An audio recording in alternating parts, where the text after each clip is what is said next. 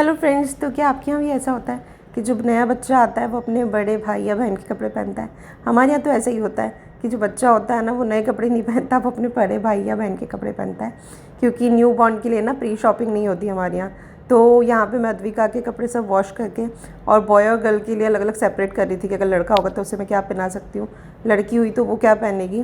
क्योंकि जब तक छठी की पूजा नहीं होती ना तब तक बच्चा नया कपड़ा नहीं पहनता, और छठी के कपड़े लाती है उसकी बुआ, उसके बाद से फिर वो नए कपड़े पहनना चालू करते हैं। तो यहाँ पे सब कपड़े वॉश हो गए थे और ये सब कपड़े थे अद्विका के। तो मैं इसमें से देख रही थी कि सेपरेट आउट कर रही थी, बॉय के अलग गर्ल के अलग। तो छठी तक बच्चा यही कपड़े पहनने वाला है। तो मैंने अलग अलग पैकेट्स बना दिए थे ताकि जो भी साथ में रहेगा ना उसको ईजी रहे देखने में क्या चीज़ कहाँ रखी है। और कुछ कपड़े मैंने वॉश करके भी रख दिए थे अलग से, ताकि ना जैसे कम पड़े कपड़े तो घर से जो भी आए वो लेके आ जाए। तो बेडशीट्स वगैरह सब मैंने अलग अलग सेपरेट कर दी थी। तो फिर उसके बाद ना मुझे हो रहा था बर्फ़ का गोला खाने का मन।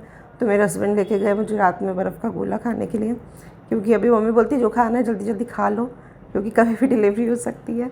फिर हम लोग आ गए थे और यहाँ पे हमारी चल रही थी वॉक, क्योंकि अद्विका को पता है हम लोग डेली वॉक करते हैं। तो बस हम लोग थोड़ी देर वॉक किए और फिर हम लोग ऊपर चले गए थे, क्योंकि हमारी लिफ्ट ख़राब हुई थी तो 7th फ्लोर तक ना मुझे स्टेयर्स से ही जाना था। तो अभी हमने वॉक थोड़ी सी कम कर दी है। और फिर ना मॉर्निंग में था हमारा डॉक्टर का विज़िट।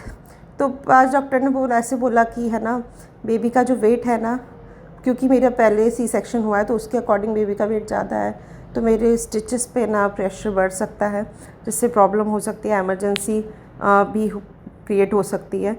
तो उन्होंने बोला आप जितनी जल्दी डिलीवरी करवा लोगे उतना अच्छा रहेगा। तो उससे मैं थोड़ा सा टेंशन में आ गई थी एकदम से। आज ही डॉक्टर ने बोला कि आप जितना जल्दी करवाना है करवा लो।